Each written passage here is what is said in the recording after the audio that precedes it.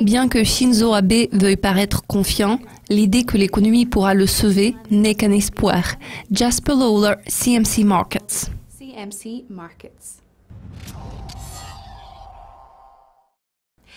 Jasper, les données japonaises récentes ont montré que malgré une augmentation des dépenses, l'économie japonaise continue de sombrer dans la récession.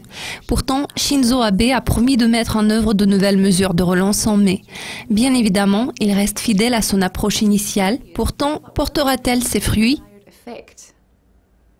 Je suis plutôt sceptique à l'égard de l'efficacité de cette approche au Japon. Les statistiques qui sont particulièrement inquiétantes sont celles du ratio de la dette au PIB, car ce chiffre s'élève à 230%. En réalité, le pays ne peut pas se permettre plus de mesures de relance gouvernementales. En fait, il est déjà grand temps de retirer ces mesures de relance budgétaire pour que l'économie japonaise soit en mesure de tenir le coup en cas de nouvelle crise financière. En toute logique, l'économie du pays devrait se réserver le droit de se protéger en cas de nouvelles turbulences. Si nous analysons les chiffres d'inflation, nous verrons que les mesures de relance n'ont montré aucun résultat jusqu'à présent, à en juger d'après les données annuelles de 0,3%, et ce, 3 ans après le lancement d'un assouplissement quantitatif massif par le gouvernement. En répondant aux questions sur la hausse de la taxe, Shinzo Abe ne cesse de répéter qu'il va relever la taxe comme prévu, à moins d'une situation dangereuse comme une nouvelle crise financière mondiale ou un tremblement de terre.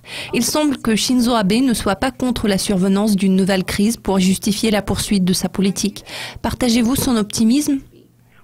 Bien que Shinzo Abe veuille paraître confiant, l'idée que l'économie pourra le sauver n'est qu'un espoir. La hausse de la taxe devrait se produire dans un peu plus d'1 an.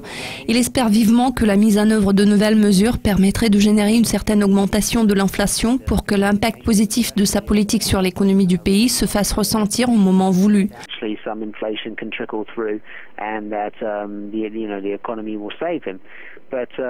Pourtant, tout porte à croire que malgré son apparente confiance, si la situation se dégrade, il ne va même pas attendre une nouvelle crise pour déclarer que la situation a changé et l'état actuel des choses est tel que nous devons adopter une position attentiste et reporter la hausse de la taxe. Tout cela joue en défaveur de son grand projet de relancer la croissance économique au Japon.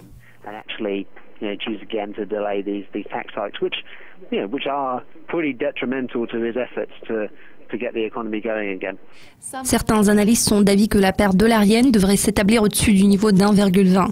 C'est effectivement le niveau que les marchés souhaitent voir. Du côté du dollar, les investisseurs attendent avec impatience le discours de Janet Yellen. Le niveau d'1,20 peut-il se matérialiser ? Je ne suis pas sûr qu'1,20 soit le niveau approprié pour cette paire de devises en ce moment. Chaque médaille a son revers et la paire dollarienne en témoigne très clairement. Il est de plus en plus évident que la politique monétaire du Japon va continuer à être généralement accommodante. Dans le contexte actuel, il serait tout à fait logique de supposer que la Banque du Japon va l'assouplir davantage au cours des quelques prochaines réunions.